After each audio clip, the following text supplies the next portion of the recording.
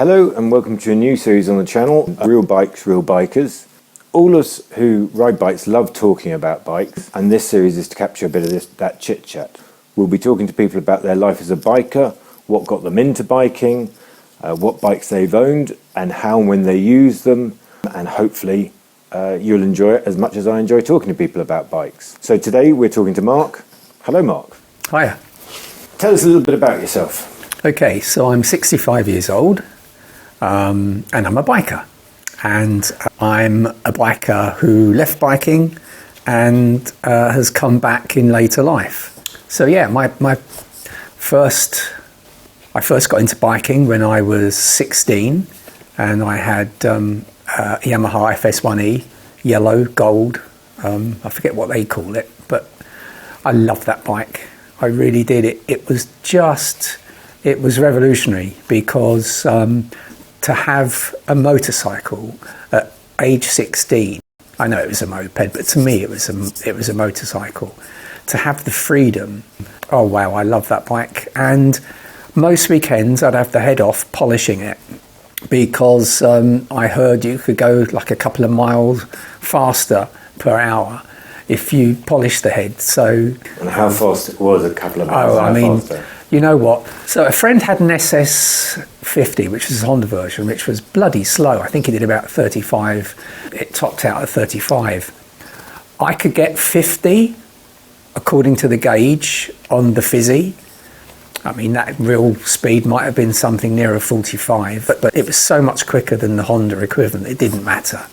And so was the Fizzy the first bike you ever rode then? Yeah. So back in those days, and we're going, this is 1974, you could not ride a motorcycle until you were 17, excepting for these mopeds that you could ride at 16. And they looked like a motorcycle, sounded like a motorcycle. Oh, I loved it, absolutely loved it. And so how did your biking career progress after that?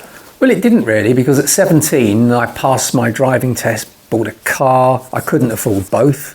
I sold the Fizzy, which I do regret, but then I probably regretted selling all my cars and bikes. But there have been so many of them, particularly cars, that I couldn't have afforded. If I was wealthy enough, I probably couldn't have a garage big enough to take it all. But yeah, no, it was a special bike because it meant so much. It meant that first taste of real freedom. But so there was, I think it was 22, when I was 22, I could afford a motorcycle as well as a car, and I bought a Honda CM125, which was the sort of custom looking bike. And you could ride that on an L plate. I think you had it for 2 years before you had to pass a test. Anyway, it was a lovely looking bike, but I ended up selling that and then not getting a bike again until, well, I was, oh dear me, I think mid-50s. And so what took you back into biking? It was you buying the NC750. You'd had a number of hideous looking three-wheel things. I mean, they really were quite ugly. But this NC750, oh, that's a proper bike. And I thought, you know, I fancy that. So lo and behold, I bought a 125, a Honda 125 to learn on. I got a great instructor that taught me how to ride and pass the test. So I passed my test, all parts of it, on the Thursday, and by Saturday morning I was outside the motorcycle dealer in Newbury. I mean, it was ridiculously early. They must have only just opened up. They were still pushing bikes around the showroom and pushing them outside on the curb as part of a sales pitch, obviously. But yeah, so I wanted a bigger bike. There were three options I had. And that morning I test rode all three. It was the Kawasaki 650. It was the MT-07, yeah, and the SV650, the Suzuki, which is the one I got. So why the SV650? I love the sound of it. That V twin, that lovely. Oh, it just had so much character to it. It felt right. It suited my riding position. I love the talkiness of it. It was just head and shoulders the nicest of those three bikes, in my opinion. But if you ask most people at the time, they'd probably go, all right, well, the MT-07 is the one to go for. So why didn't you like that? I don't really know. It's just, I think the SV650 was a slightly more mature bike. The MT-07 was aimed at a younger sort of profile of rider, which I most certainly was not. The Suzuki just, it felt right, it felt better, it felt more responsive. I liked the engine tone. I loved the talkiness of it. Yeah, no, it was just, I thought it was so much better than the other two bikes. So I got that. And then I had that for, I was going to say about a year, maybe a little bit longer. We went on a tour to France. And I got luggage for it, but it absolutely hooned down. It was so wet on so many days. And doing a tour because the SV650 is a naked bike, I thought if I want to go on holiday touring, I want a bit more protection. If I'm honest, I think that all of us bikers, we don't need much of an excuse to go to a showroom and buy another bike or trade in for another bike. It's just one of those things. Motorcycles are gorgeous. There aren't many ugly ones, and so I decided that, you know what, I wanted a bike with a little bit more protection, maybe a bit faster, and I ended up with a F800GS BMW.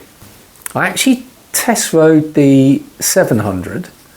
And that was a beautiful little bike. That was so nippy, you could flick it around. But I bought the 800 because I thought, well, actually, bigger engine. Same chassis, yeah, different suspension. And it was a taller bike, and actually that was a mistake because it wasn't as much fun. It was a lovely motorcycle, but it wasn't as much fun as the 700, and I wish I'd gone for the 700.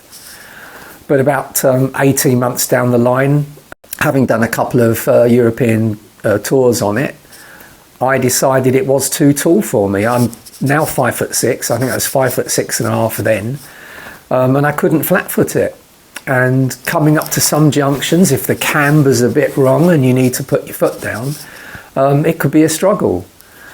You know, as I said, you don't need much excuse to go off down to a motorcycle dealer. So off I go to. This time it was Triumph, Mr. Triumph. I ended up getting a Tiger 800 XR, which is the road variant. Lovely bike. The triple engine, just gorgeous. I think engines are so important. For me, it's never been speed, because every motorcycle is quick enough. You know, it's not like it. Some cars are bloody slow. No bike is slow, but some are a lot quicker than others. I don't need speed. Anyway, this Triumph with a gorgeous triple is pretty quick. It handles beautifully. I went on some more tours to Europe. Obviously, I've bought all the luggage again. So, I mean, one of the things it's quite clear is that there are some really sensible motorcyclists, a group of them, that wait for idiots like me to get bored after 18 months and sell their bikes with all the luggage, etc., and they get great deals. So, I ended up selling that and buying it was a Honda NC750X. And the reason I went for that was because it was nice and cheap. I was really impressed with the R750, how torquey it was. It does something like 80 miles to the gallon. And it's a really nice bike, and it's pitched at such a low price point. I mean, you really can't beat Hondas for value. You certainly can for suspension. We did a tour all the way through France down to Spain, and you know, the suspension just was not very good, and at the end of a long day you really knew it. But the frunk was great, having that luggage option up front, you know. And because the fuel tank, a bit like the BMW had its, you know, fuel tank underneath the seat, the NC similarly, which means it's nice low centre of gravity. So that's confidence inspiring, actually. The Triumph wasn't that. It was a gorgeous bike, but as I say, I went for the Honda. Really enjoyed it. It was the 2022 model, so they made it much more road focused. It wasn't a pretend off-road bike. I'd never go off-road. I don't want to. Yeah, and that was, so far, there's one more bike to come. That brings us up to date. And of those sort of big bikes you got after you had your test, if you kind of had one that you regret selling, which one would that be? Of the big bikes, it would be the SV650, because that would be great, you know, just for a blip round, you know, like a 2-hour blip round of a weekend. It's a great little bike, it really is. You need the weather, but yeah. Now we'll move on to the here and now, not actually talking about your current bike, but we're going to talk about what you use your bike for and what decisions or what parts of how you use a bike drive you towards what you chose next. So what do you use your bikes for? How often? Where do you go with them? And how much mileage you do? So I'm averaging somewhere between 6,000 and 7,000 miles per year. 6,000 to 7,000 miles per year. A bit low, 6,000. Yeah. Well, some people do that. Yeah. And invariably, I want to take the bike on holiday because I love touring. And it's lovely just to be able to load a bike up and, you know, plan a trip wherever. I mean, this year it's been the Black Forest, it's been the Pyrenees, and it's been a trip around the Loire Valley, up and down the Loire Valley. So typically there will be at least 2 motorcycling trips per year. Outside of that time, most weekends we go out for a, you know, 2-3 hour ride. I'll use the bike to go off on some appointments if I want to. If I think the traffic's going to be bad, I might take the bike. If it's raining hard, I won't take it out, but if it rains on me, that's fine. I don't mind riding in the wet, but you know, I'm not going to set out when it's raining hard if I don't have to. I'm not a rapid rider. I enjoy riding. I love the concentration. It's so all-consuming. You get off the bike at the end of a ride, and I just feel good. My mood's good. I can't really explain it. Other bikers will understand exactly what I'm talking about. If you don't ride a bike, you just can't understand the excitement, the joy of taking a bike out, owning a bike, coming into the garage and looking at it and thinking, wow, that's mine, it's fantastic. It's a pastime, it's a fun pastime. I wish I'd come back to motorcycling earlier, I really do. But it is what it is. That's the profile of a rider. Yeah. And what were you looking for when you chose your bike? What were the kind of like it's got to tick these boxes? So I wanted, having taken the NC all the way through France, 750cc, in my opinion, was a bit underpowered. I wanted something with, so bigger engine, I wanted something with better suspension, more comfortable seat. I wanted something that looked a bit sporty. So basically I'm looking for a sports tourer. And that there were 3 that really suggested themselves. It's the 1000SX Suzuki, stunningly gorgeous. There's the Kawasaki 1000. I couldn't flat foot the Kawasaki, so I didn't even take it out the showroom. It's important for me that I do flat foot, you know, that I'm able to flat foot it. So as much as I've never had a Kawasaki and actually have hankered after of Kawasaki from time to time. It couldn't have been that bike, and then it was between the Suzuki and the BMW R1250RS, and the reason I went for the BMW is because it's also shaft drive, and quite honestly, I didn't enjoy cleaning chains, and if you don't need to do that, and if I'm honest, the other thing, once I had a test ride of the BMW, I mean, I just did so much, checking up on reviews people posted on YouTube. I read loads of spec about different bikes, and it came back. Well, everyone that had one of these BMWs raved about the engine, and my God, it's a great engine. It's twin, flat, torquey, gorgeous. I mean, it really is gorgeous. I tell you, once you've had one of these, I really don't think you'd go for any other sort of engine. But there we are. I'm sure 2 years down the line, I'll have something else here. You change your mind again? Yeah, maybe. Yeah.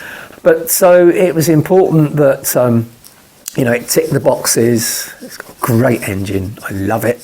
It's got loads of tech on it, and I'm really fairly tech averse. But I spent the time to understand the controls, because they are so much a feature of this bike, particularly when you're touring. All the data you can get off it. I love the fact that you've got the cruise control, because, when you're doing long journeys, and particularly through like roadworks where you've got, in full speed restrictions, it's brilliant. Although I keep it in road mode, to me, it's as good as I ever need it. I don't need it to go any quicker. I don't need the bike to change its characteristics. For me, in road mode, this is just the perfect bike for a 65-year-old guy that enjoys motorcycling. Okay, so we talked about your bike. The next question is, who would you recommend your bike to? Anyone that wants to tour, but they're not yet ready for the RT.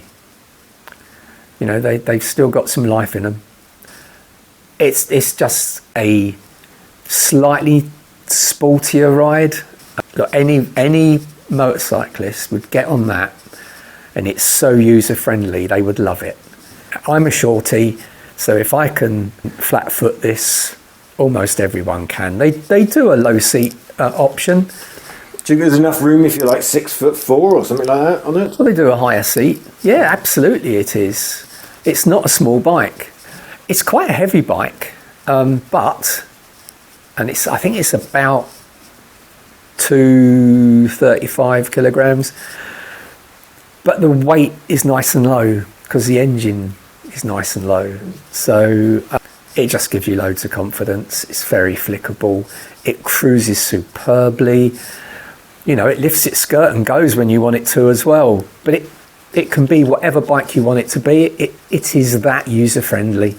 It really is. I mean, they're not cheap. I know they're not. But what I am impressed with BMW, I know Triumph are another company that do this. They offer different rider heights. So if you are on the short side, there's an option for you. Companies like KTM, their bikes look lovely. And Kawasaki, as I explained earlier, gorgeous looking bikes. But you can't be 5'6" and ride one of their bikes, I don't think. Certainly not if you want to flat foot. I mean, I'm nowhere near flat footing on the KTMs. It's just the land of giants. So no, I'm really happy with my bike. It does, I can get about 65, 70 miles to the gallon, but I'm not that fussed. I mean, it's lovely to ride. It really is. It's got a presence on the road. No, I really don't regret the pennies I've spent on this one at all. And kind of looking to the future, we'll do two rounds of this, or two types of this question. So first off, what about for you for the future as you get old and infirmed? So I suppose there'll come a time when I won't be able to ride a motorcycle. And this comes back to the regret that I got back into it so late. Because, I've only got a finite time to ride motorcycles. I keep myself fit, I go running so that I can continue to do stuff like this. But when this becomes too heavy for me, or that I find the riding position is no longer any comfortable, then there will be options. There will be, I mean, I maybe step through, maybe three-wheelers, maybe something low, American and grunty. There will always be options. I never want to be without a motorcycle. And last thing, so a bit of dreamland now. You're allowed 4 bikes that you can have in your garage. You don't have to pay for them, you don't have to pay for the servicing or the insurance. Not allowed to sell them, you just allowed them in your garage.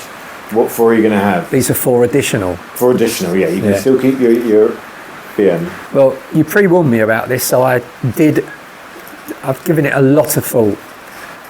The first one would be I'd love my Fizzy back.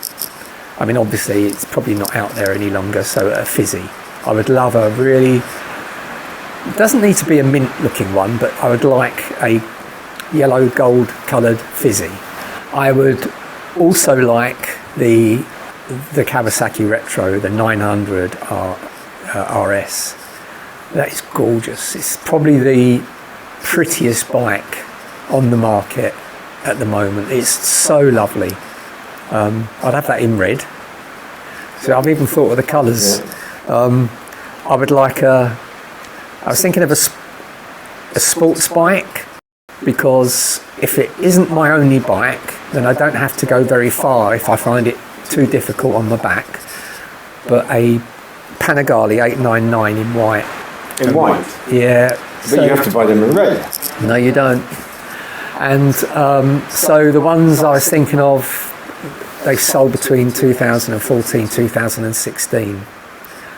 But it just looks stunning. I mean, it's such a pretty bike. And then the 4th bike would be a Harley Davidson Sportster. It's a 1200 in white again. I mean, I love the sound of them. I remember being in Florida and listening to, it was some sort of Harley Davidson meet-up, and there were hundreds and hundreds, and the noise was just superb. I love the noise of them. I really do. People are a bit snobby about Harleys. Yeah, I think they're a really good motorcycle, and I'd like to own one. Okay, well, thank you very much. You're welcome. And, thanks for watching the video. It's been an interesting experience doing this new type of video for me. Let me know in the comments what you've thought about it. I've got another 3 of these planned already, and after that I'll be looking for willing victims who might also want to participate. So let me know what you think in the comments. Thanks a lot. Bye. Hujama flip. Hujama flip.